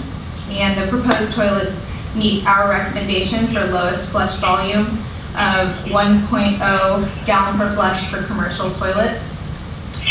The applicant used a consultant to calculate the water savings for this project and came up with a water savings of 18.16 acre feet. We have reviewed the sources that they used, the assumptions that were made in their calculations, and we feel that they are realistic, except for the changes that are needed to address the permanence, which I'll get to in just a minute. The calculations account for a 50% occupancy rate and an average of 2.63 guests per dwelling, which were figures that were provided directly from representatives at the resort. To address the issue of faucets and shower heads not lasting 20 years, as is required by our project criteria, we discounted the calculations that the applicant made. We recalculated the proposed kitchen faucets and bathroom faucets to account for a 10-year lifespan, and recalculated the savings for shower heads to account for a 5-year lifespan. Given those revisions, we have a revised estimate for savings, which is 9.06 acre-feet. Permanence is only one of the criteria which the board considers when judging applicants. The other two criteria are additionality, so whether or not the savings would have occurred otherwise, and measurability, so how well the savings can be quantified. Since the savings achieved by plumbing retrofits are very quantifiable and reliable, we think that the project meets the requirement for measurability. To address the criteria of additionality, the applicant did obtain a letter from the general manager at Seascape Resort, which states that the resort was not planning on doing replacements to this level without the help from Oakmont. In addition, these retrofits do go beyond the green building code, our water use efficiency requirements, and the toilet replacement goes beyond our normal commercial toilet rebate. Also, staff does not expect that the green building code will further lower the efficiency requirements for toilets in the future, particularly in commercial settings, nor are the state point of sale regulations for toilets expected to become more stringent.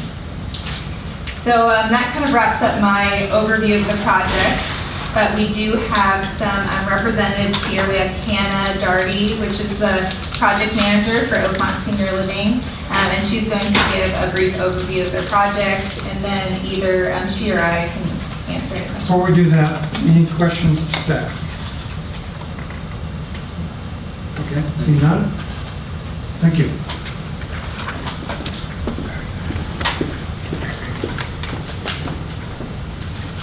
Right. Welcome. Thank you.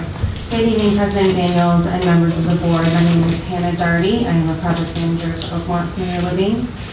Oakmont Senior Living is a family-owned development, construction, and management company. We're located a couple hours north of here in Sonoma County, from the town of Windsor. We have over 25 years of experience building and managing senior-focused communities throughout the state of California.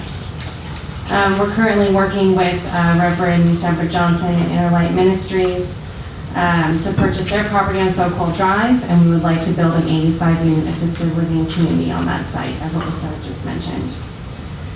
We've been looking in the Santa Cruz area for quite some time. It's a beautiful community we'd really like to be a part of. We feel that this is an ideal location for a building such as ours, and we think it'll provide an excellent option for Santa Cruz County seniors who are in need of care. We've been through many versions of the program that is presented to you this evening. We feel that this one maximizes efficiency and clearly shows that we are willing to go above and beyond regarding saving water for our host community. As you can see, and Alyssa had mentioned as well, on page 79 of the staff report, we used sources that were recommended by district staff.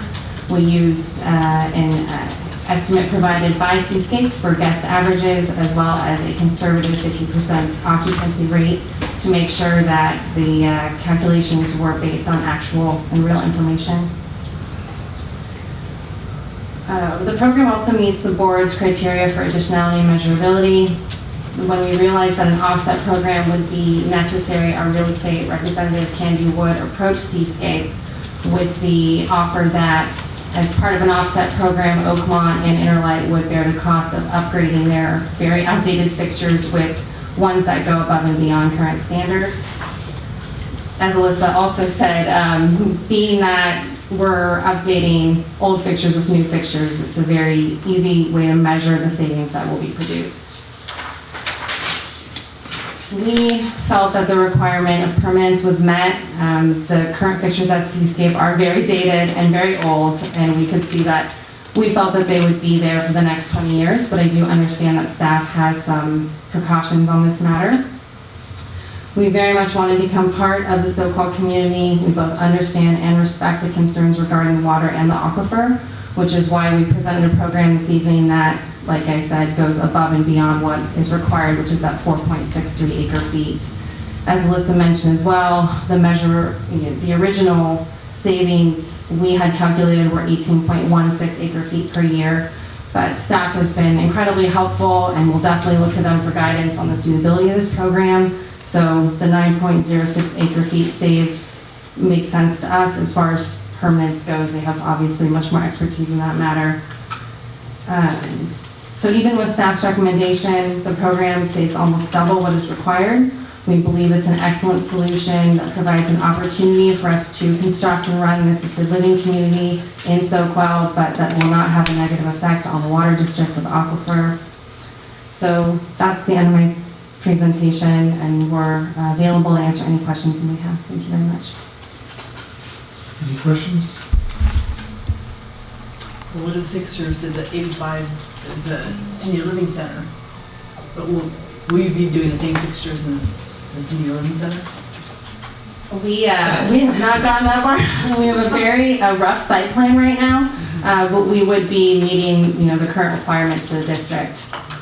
I can't speak to that, but We have a number of steps. There's a gold green, gold platinum, and each one reduces the amount you have to offset. Yeah, and let me just throw it in there too, that at 9.26, which is their offset that we've calculated, that's without any go green measures. So if they do elect to do any of those, that would come off of that number. And may I ask, Alyssa, is that also with the multiplier in there? Yes. Okay. So we could potentially require go green. You could. I mean, I'll just point out that the number that they're offsetting it as it per our regulations is twice what is really anticipated to be used. And then you could naturally require or entertain or direct staff to work with these folks on going greener. And the fixtures that are currently at Seascape are probably at least 20 years old now. I'm just saying. It was in the 90s. I don't remember what year. Yeah, it's pretty old. There's probably a lot of leaks there too. Not only do these tiers save you offsets, but they also save water. They're designed so that each tier adds on top of the other and uses things that are water efficient. Which also saves you water rates that we would charge for the usage. Yeah. So it's a good idea to look at it. Absolutely. And then one other question, so in terms of the 35, being 35th on the list though, is this size of this project, it's a justification to do this project and get the... It would take them forever. Well, honestly, that'd be different. That's a pretty big list. No, I think keep going back on the list. Round and round and round and round.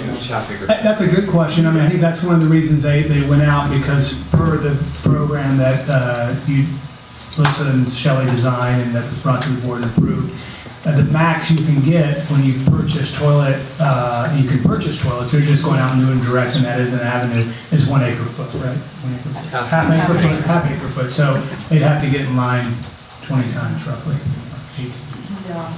Okay, so that's, I just wanted to make sure that the size and the scope of the project is part of that condition. Is enough of a condition to jump the list. Yeah, that's the benefit of the propose your own offset project is to bypass that meeting half of your offset through the toilet retrofits or toilet rebate program in the wait list. Yeah, so the program is designed, has an outlet to allow this to happen, people to be creative. It's not a variance or anything like that, it's going to be clear. It is, No, it's as it's built part in. of the program. Yeah, part of the program. Okay. Anybody else? Well, if there are no other questions, anyone in the audience wish to address us on this item? Seeing none, back to the board. I mean, to me, this seems reasonable. I mean, it meets our criteria. It sounds like it's exactly what we had set up to. And there's a lot of people going through Seascape Resort, so the water savings happen this summer, as soon as they get them in. Right. So, I would make the motion to approve it. I'm gonna second it, but I'm gonna bring something up. So essentially, they've jumped the lists 18 times by doing this big project. And I'm very supportive of water savings, but what's to keep somebody who's number 10 on the list to jump the list? They find a project. Yeah. Everyone's got the same options. Yeah. But can they, so they could go and find enough toilets somewhere and jump the list? Right, and that, I was If it's additionality, that's the thing. It has to be additional.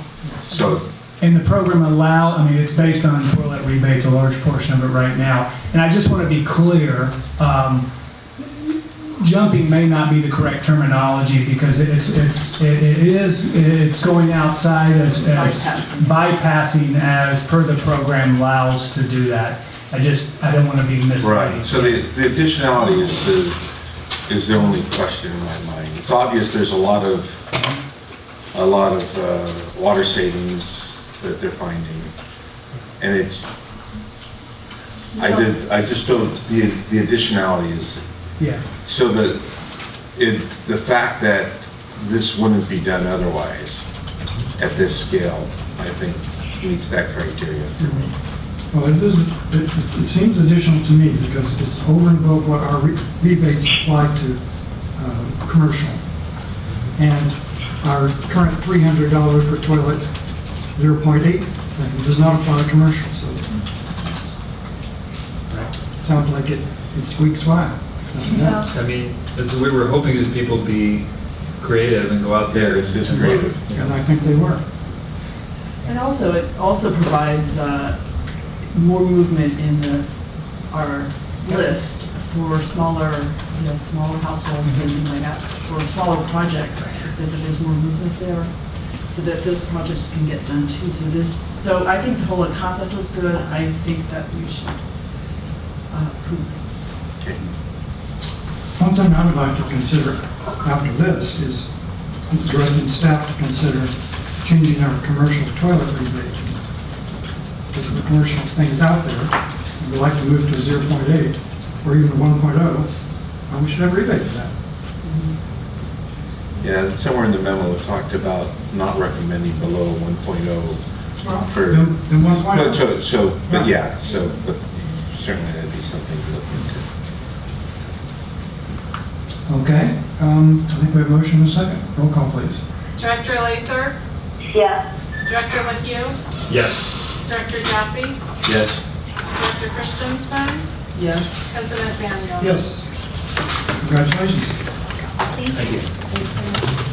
Item 6.8, proposal to restructure the Waterwise Garden Grant. Yeah, so we've been taking a look at our grant programs and starting to take a look at some of our rebates, and there'll be a follow-up rebate item to this one. We've had a garden grant program since around the year 2000, and it's really to encourage and to fund and encourage innovative outdoor renovations with water-wise plants and drip irrigation. And the grant's been limited to schools, public agencies, and nonprofits. And the maximum amount that we've granted over the years has been $2,000. We, in our current fiscal year, have $10,000 budgeted for the grant program, and we've only granted one this year. Over the course of the the 18-year program, only 5 grants have been awarded, which is not a high level of participation. And so we're taking a look at ways that we can incentivize the grant further and get more people to participate. And in doing that, we identified some barriers. The first barrier is really the cost of these projects is pretty expensive. It started around $4 to $6 per square foot, and now it's up to about $10 per square foot just for the landscape renovation. And our grant requirements also call for signage, which can add significantly to the cost. So the grant award of $2,000 is certainly a barrier to larger projects participating in this program. So that was one of the barriers we identified. We also feel like because of the cost, tying it to a square footage might be a better way to issue the grant, and that's what we do for our long-time turf rebate program, which is up to $1 per square foot and covers materials. So we're really looking at ways to incentivize the grant over the turf rebate program for those bigger projects, because there's a real opportunity there for that education and outreach that goes along with it. We're also seeing that the current grant only including materials as reimbursable expenses might also be a barrier, and we're proposing to throw in costs such as landscape design, irrigation system installation, and graphic design for signage, which can be expensive. And to also include costs associated with purchasing and installing rainwater harvesting systems and stormwater management practices like sink it, slow it, spread it, get it into the ground through rain gardens and those sorts of measures. The last change that we're proposing, well, there's a couple more, is really not a barrier, but we have a good opportunity to tie the grant to another program that we've been promoting for a few years, and that's the Monterey Bay Friendly Landscaping Requirements. And so tying those things together and getting more awareness of that program out there is also a benefit of basing the grant eligibility on those same requirements for Monterey Bay Friendly Landscaping. And those are listed in the memo. And then lastly, we've heard and we recognize that the current grant application is pretty lengthy. It's 13 pages long, and a lot of things could be simplified and streamlined, and there might be an opportunity to get rid of a couple requirements that are just administrative and add a lot of time. So those are the changes that we're proposing. We're asking that the grant amount be a maximum of $10,000 with no more than $10,000 being awarded in each fiscal year, which is what we budgeted this year and what's proposed in next year's budget. So if we could do 2 $5,000 grants if that's what came in, or we could do one $10,000, however they come in. When that money's expended, then there'll be no more grants issued that year. We're proposing to base the grant award on a maximum of $2 per square foot, again, to make it on par with, or create an additional incentive over and above the rebate. And to include the reimbursable costs that I mentioned, professional services, rainwater harvesting, and stormwater management practices, to base the eligibility on meeting the Monterey Bay Friendly landscape requirements, and directing staff to make changes to streamline the application. Any questions of staff? Yeah, so if somebody comes in with a $10,000 application, the first day of the year, so that precludes any other applications for the rest of the year, is that what you're proposing? That's what we're proposing. And I would, Staff can always come to us for, so you could come to us. So- Oh, yeah. We And would then, come to and then you, We have to approve all of them anyway. we have to approve all of them anyway, right? So, okay, yeah, I think it's a good idea to expand it. Yeah, I mean, we just, the grant we just awarded to Soquel High School, for example, for the landscape renovation they did last weekend, they had originally intended to do the majority of that traffic island, but because of the funding being limited to $2,000, they weren't able to do the whole thing. So Right, gotcha. that's kind of an example of the limitations. So can they come back? They can. They can come back for a second grant, yep. I have just one idea, and you can throw it out if you want, just whether, just as a baby step, do we maybe limit each grant to 5,000, so there's a chance for 2 in a year? I don't know. Or maybe we could decide on a case-by-case basis. but- I have one question. I know a lot of the grants we get have matching fund requirements. And I would be a little upset if some organization decided they want to put in a garden and they came to us with $10,000 to put in a $10,000 garden and they didn't put anything to it themselves. And just kind of use us as a funder for their garden. So I think having some skin in the game is a good idea. So we can decide on the ratio, but I mean, typically it's 2 to 1 for the things we get. Yeah, but it could be labor.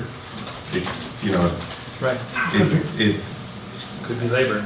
Yeah. That's part of the grant proposal, so I think that's how it would be evaluated. Yeah, maybe, you know, I don't think it's necessary to put a set number on it, but it could just make them aware that's one of the criteria that we will evaluate based on. And we can, but I agree, we don't want it to be misused. Yeah.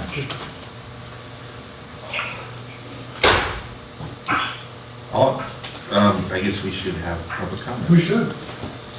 Anyone wish to address us on this item? Seeing none, back to us. I'd like to make the motions 1 through 5. It's essentially everything that the staff has asked for. I'll second. We have a motion second. Roll call, please. Director Lather? Yes. Director LaHue? Yes. Director Jaffe? Yes. Director Christensen? Yes. President Daniels? Yes. And we roar along to item 6.9. Restructure the gray water rebate.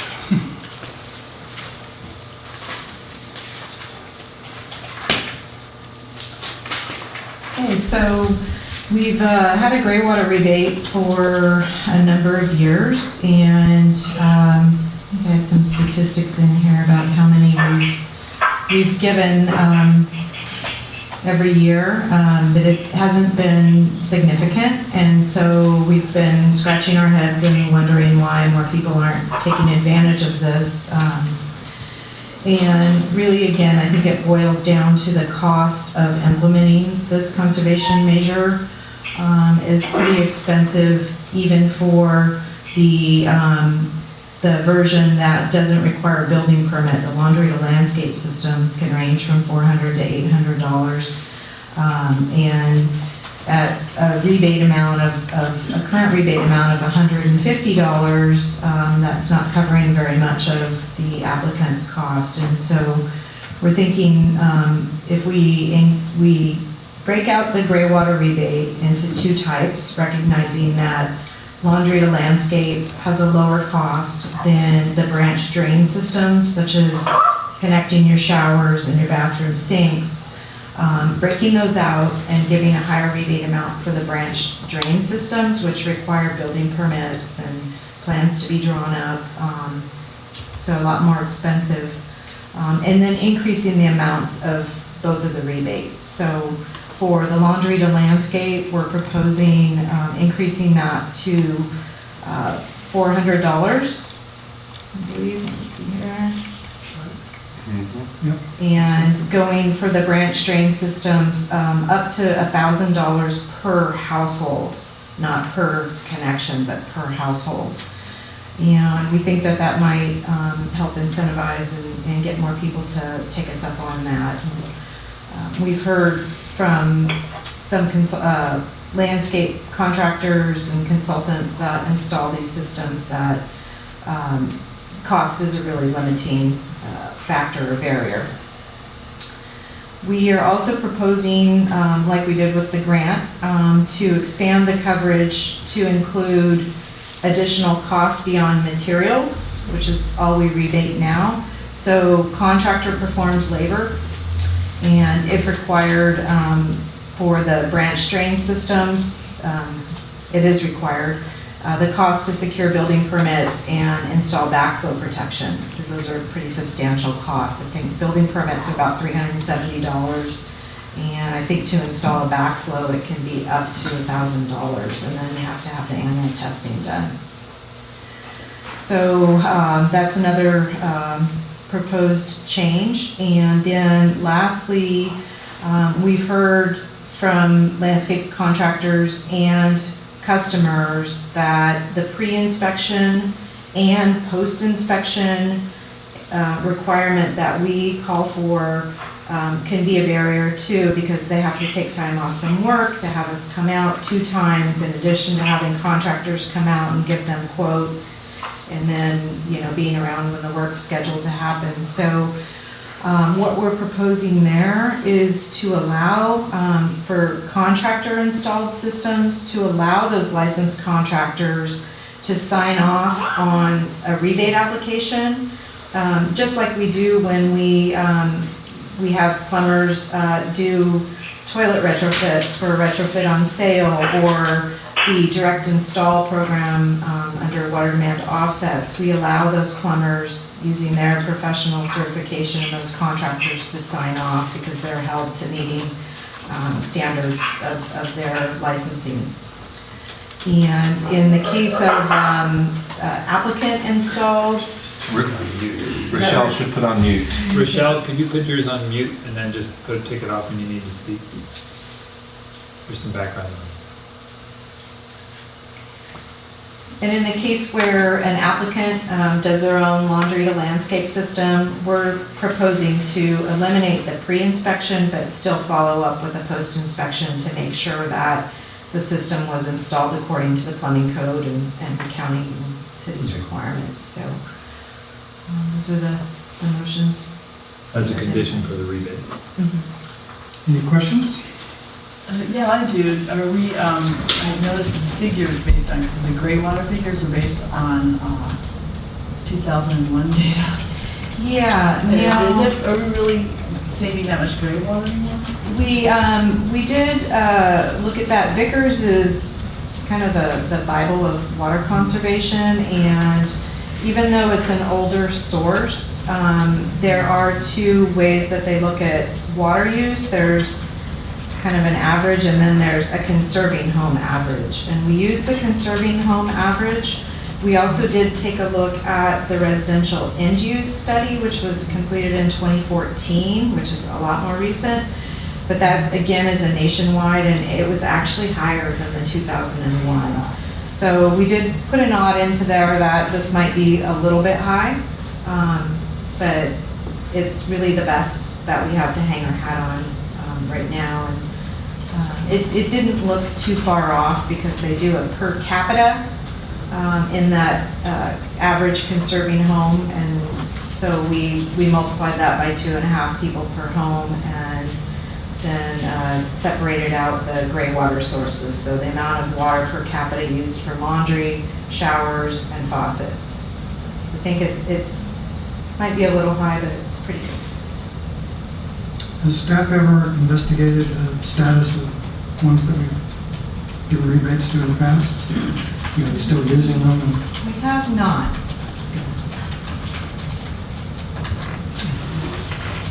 You'll have to remind me, how many do we give out this? I thought I had that in here. Let's see. Every quarter, They put it there. every quarter we have that data. A handful a year. It's not very many. Yeah, let's see. Okay. We've, since 2012, so 6 years, we've done 24 gray water rebates, and they've all been for laundry to landscape systems, so it's only about 4 per year on average. We set this, the current rebate or some reasonable fashion of it. Right when all this was happening, we participated on that. So it was just a kind of best shot. And I appreciate all that work.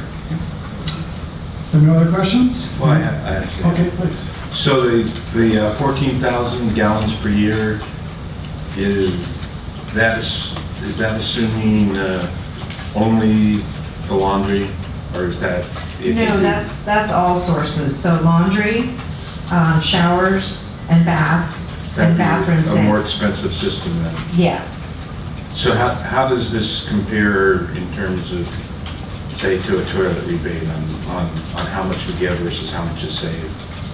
We haven't done that breakdown. We kind of moved away from that, I think, a little bit in our rebate program when we do have a lot of rebates where they're serving an educational purpose, and the amount of water saved is not really like the primary reason for the rebate. It's more of to get people to take baby steps, like the downwater downspout redirect, where people are taking their stormwater and they're putting it into a rain garden.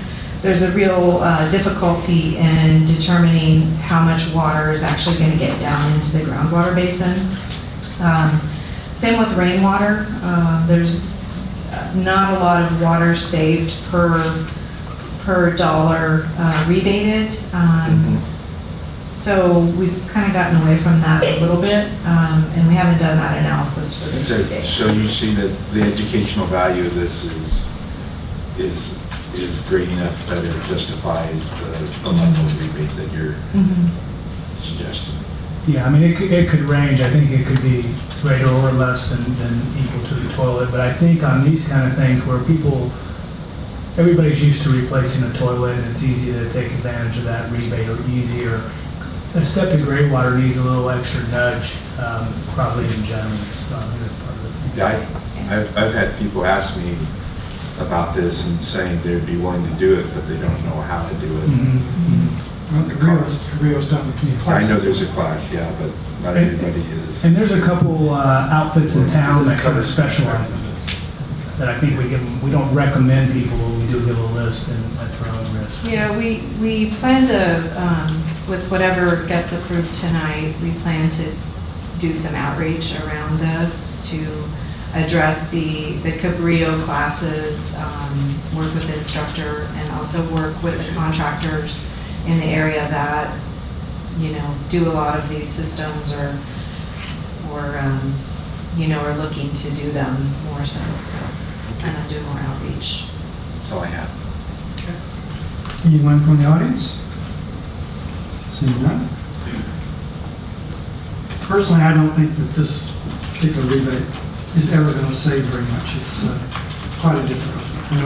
We put one out program, and I have to go out like every 6 months and put my hand down in the tank and pull out the greeny, algae that's formed in there and unplug the pipe, and then we move the hose around all the time to all the different plants. It's labor intensive. It's labor intensive, yes. But I think it's kind of bragging rights that we support kind of every reasonable rebate there is, and that's a good thing. And if someone wants to really do one, like these 24 people with less, it's good to support them. I wouldn't mind reevaluating it sooner than, Sure. fairly shortly, to see whether there's any point to it. Because I looked into it myself with my house too, and there were a lot of, I don't have the right kind of washing machine. Yeah, it doesn't work for every household. Yeah, and as the years go by, the washing machines that really save a lot of water are not really in operation that much. I think having the kind of help cover the cost of a contractor putting it in is going to help a little bit for some people, because they won't want to be a do-it-yourselfer. But they still have to maintain it. But I'll make all 5 motions. And I'll second them with that proviso. Reevaluating. Is that a year? Or at least 2 years at the latest. And under, We'll add that to the motion with a reevaluation of 2 years. In 2 years? 2 years. Yes. 2 years. And under discussion, I'd say that if you actually do this rigorously, it makes a big difference. Our water use is now flat, so that the winter, summer, is pretty much the same. So basically, all of our outdoor irrigation, and we've also replaced all the grass with fairly drought-tolerant things, but it's all using water that's already been used on the washing machine, so Yeah. it's a good thing. It is. If you do it. Okay. We have a motion second. Roll call, please. Director Lather? Yes? Director LaHue? Yes. Director Jaffe? Yes. Director Christensen? Yes. And President Daniels? Oh, yes. And if I may just say, when the last three items, all related to conservation, came through a week ago when I was reviewing them for the board packet, I told Shelley, it just reflects kind of a camaraderie of innovation, continuous improvement. I mean, look at this, they're taking they're not just sitting back there, they're thinking about how can they make it easier for our customers, what's going to work better. And so, you had three, specific different projects brought to you tonight, I think, of that level. So save more water. Yeah. Thank you. Yes, thank you for that. All right, we go to the last item, which is item 7.1, communication to the board. Any comment? I have a comment. Okay, please go. When I saw this, whenever somebody suggests conflict of interest by staff members, I look into it. And I looked into it and I recognized that Excedio, who is the software consultant for the district, has been with the district for a long, long time, long before the Streets came. And the Streets has no financial connection to that business whatsoever. And the other item, which was a reference to Mr. DeFore having been an employee, was totally incorrect. It was in fact an endorsement of them as providing services to public agencies. And others who have done that include Perrette Harmon from Scotts Valley Water District and others. So this complaint is wrong on almost every score, and I think the board should know that and the public should know it. I think one of the other issues is that they don't have complete, total discretion over their decisions.